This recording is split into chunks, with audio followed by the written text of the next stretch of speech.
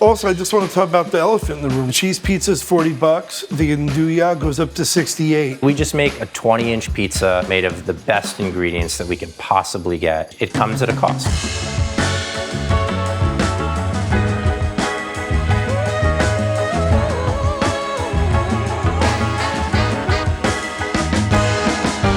New York pizza.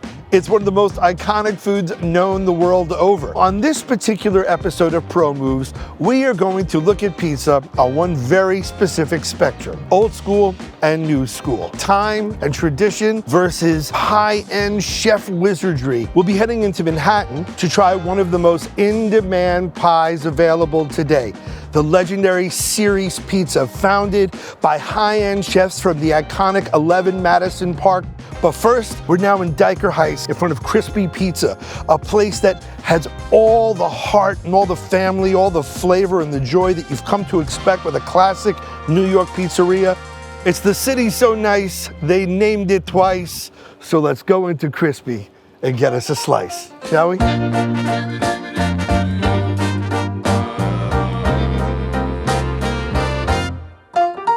Freddy, an absolute pleasure. Adam, pleasure meeting you. What is the story of Krispy Pizza, and how did your family come to be part of that story? My parents came from Italy in 1962. You know, like every other immigrant seeking for a better life. Always here in Dyker Heights? Always in Dyker Heights, yes. We actually, me and my siblings, we actually grew up right here on 13th Avenue. Your dad, did he have a restaurant background in Sicily? My dad was a tool and die maker, and he was doing that for a few years. And then, like, you know, to make a few extra dollars on the side, he would deliver pizza at night. Here? Here, at the pizzeria. And my father had the opportunity to buy the place off his boss. Are the recipes from the original owner? Did your mom and dad change the recipes? When my dad did take it over, yeah, he tweaked a few things. Oh, you tweaked it? Yeah. But from that day forward, everything is the same. If it's not broken, why fix it? What makes a good New York style slice? I think you start off with the dough, right? The dough, let's face it, it's the foundation, right? So you have to start off with a good fermentation. The way we cook it, somebody else might see and think that it's burnt or it's too crispy. That's the name of the place, it's crispy. Yeah, it's not called soggies. What's the range that you think a cheese pie should cost? I think it should be at least $25. Yeah. I would say 18-inch pizza is 20. Yeah, and I'm only charging 30 bucks. 21. For the quality that you get here and the ingredients I use, I should be charging more. Now, I know we've talked a lot about his delicious food, but now is my favorite part, where we get to eat the damn That's food. the best part. This is perfect. It's not too hard. It's not too proof. This is the way we like. It's And the way I like. you just eyeball it. Especially the old timers when they cook. My mom, she eyeballs everything. Never comes out the same. So you see how I make my lip? So I bring it to this, stretch it. Now, there's a young gentleman behind you with a hat that says "No slop jalops." No slap Who jalap. came up with the term slop jalops? Actually, my son Joseph. What is slop jalops? Slap jalaps means when you're holding up a slice and you don't have the cheese and the sauce sliding off. And it's Like a not mushy, flopping. floppy Yeah, slice. it's like a flop. That's why we call it the blue cheese special. Blue If you cheese watch the- special? Yeah, which means is when you hold up a Stays slice. up and it stays stays up. firm. There you go. A nice full ladle of tomato sauce. Same sauce, never changed it. Believe it or not, these are California tomatoes. Plum tomatoes? Peeled plum tomatoes, and then we grind them out. We puree them. It's a little touch sweeter than normal tomatoes. Grande mozzarella. Low moisture. So it's low moisture. It's not a whole milk. It's like part skim mixed. When you have a slice and you're holding it, let's say you hold it down, you're not getting all this oil dripping, you know? Or you're not patting it down with a napkin before you eat the slice. For me, that's a red flag. I think too much oil. Love it. Freddy, people get mad at you for calling it a pie, isn't that right? I go through this all the time. It's a New York thing. We can relate pie. You will go in the pizzeria, you say, can I have a pizza cheese pie? pie? You say, give me a cheese pie or give me a pie. Yeah. I'm not gonna ask you, what do you want, an apple pie? When the moon hits your eye like a big pizza pie, the oven's at 550 degrees. 550. It's a gas oven, pizza like this, take roughly about 8 to 9 minutes. I mean, come on. You see? Beautiful. Did I think of beauty? You hear that, right, Adam? Crispy, baby. That's it. Like music. It's the way it should be. There you go. A salud. A salud. Let me know. Almost like a very thin potato chip kind of crust on the bottom, that little bit of tear. And you even heard Freddy talk about not overwhelming it with the cheese so that it doesn't collapse under its own weight. I think it's all about the tomato sauce, really. If you overpower it with the mozzarella, you take away from the flavor. Because the sauce isn't this smooth, thin puree, that there's chunks of tomato in it, there are bites that are almost similar to like bruschetta. As great as it is to have straight out of the oven, as it's cooled off, I think it's even gotten better. Where the cheese and the sauce can kind of meld. I like when the pie cools down and then reheat it back in the oven. I don't like a pizza right. Let me say pizza because if You can call it a pie. You're amongst friends. you ever have like a lasagna, mom makes a lasagna, the next day it tastes better than the Any day it was pasta al made. forno, I think it settles. It settles. To me, it's an old school slice, but it's the upper echelon of it. Part of it is the experience. It's characters like you, the fact that your sons are here, the jokes. It's exceptional. In the realm of Brooklyn pizza, Krispy Pizza is among the elite level. He's like flying a Top Gun with Maverick and Iceman. Brother, thank you for the generosity, thank for all you. the time and Thank and you. also for the years of enjoyment you've brought me, brought my family. Thank you so much. I Crispy, man, they appreciate do our that. borough proud. Now we're gonna hop across the water into the borough of Manhattan to try a pizza from Ceres and to see how fine dining chefs approach the old school New York pizza in some very interesting and very expensive ways.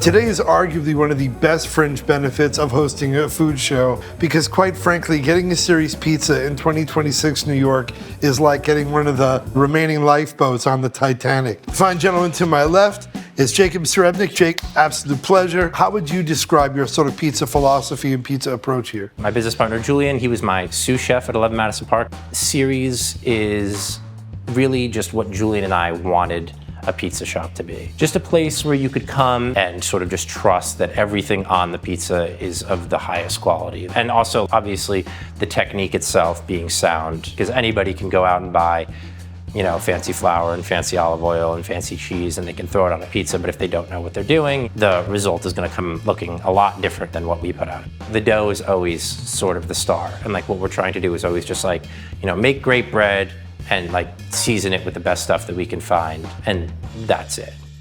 Also, I just want to talk about the elephant in the room, right? Yeah. The cheese pizza is $40. The andouille goes up to 68. Yeah.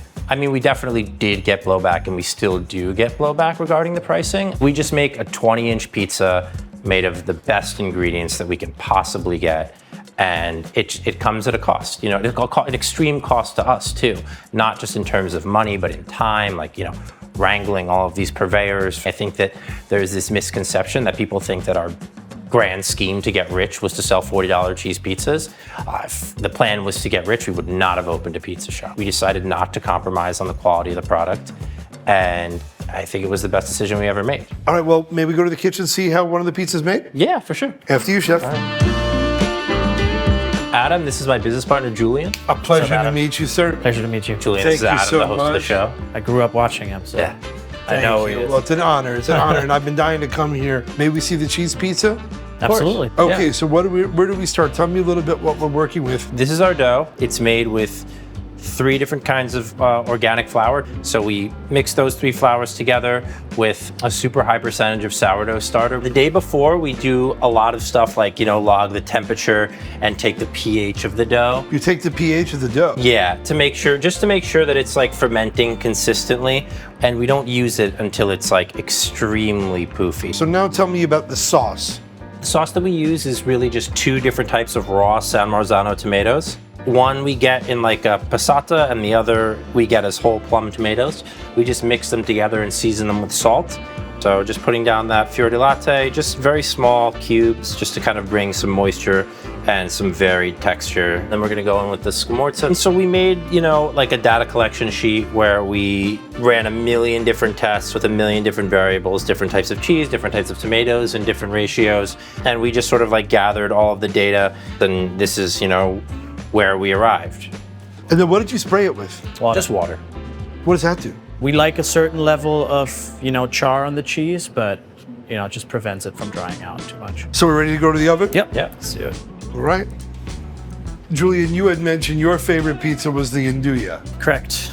It's basically a cheese pizza with Induja, balsamic, and the stracciatella. This is the Induja that we use. We portion it into small balls just so we make sure that everybody gets, the correct amount of Induja. Make sure that it's evenly distributed, sort of like Yields out render all the out fat. a little bit, yeah, because it is a very fatty sausage.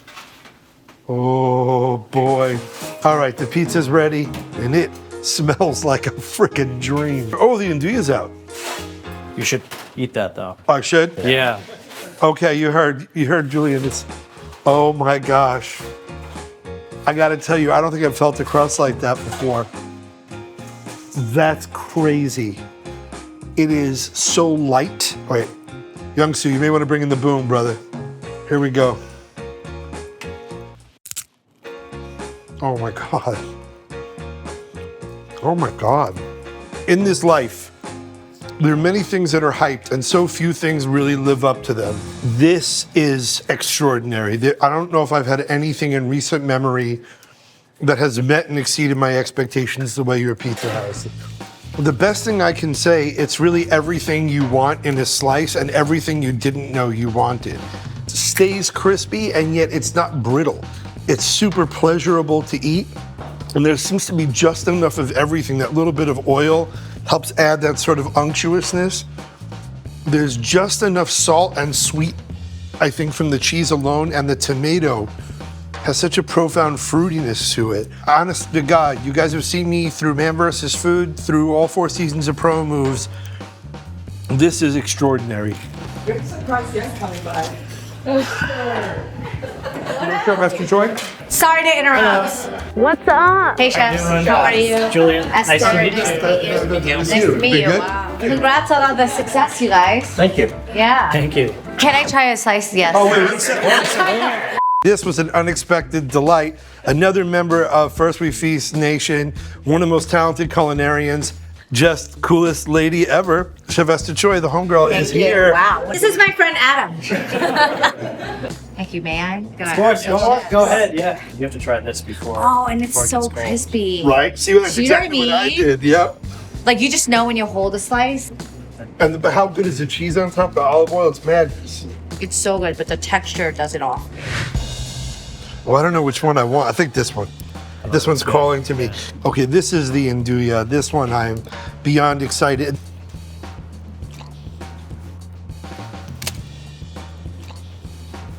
Oh my God. You ruined me. And I get it now why in a city that is synonymous with pizza, you guys stand out because you're not doing what other people are doing. Of course, yeah. Get the Induja one. Yeah. Wow. Nice to meet you. Honestly, Jake. Of course. Thank William, you. thank you so much. Thank you so much. Congratulations on the well-deserved success. This is something that I had wanted to try, blew away, and far exceeded my expectations. I think you should absolutely realize that this is a meal, this is a food product, and you deserve to get the best for the money you spent.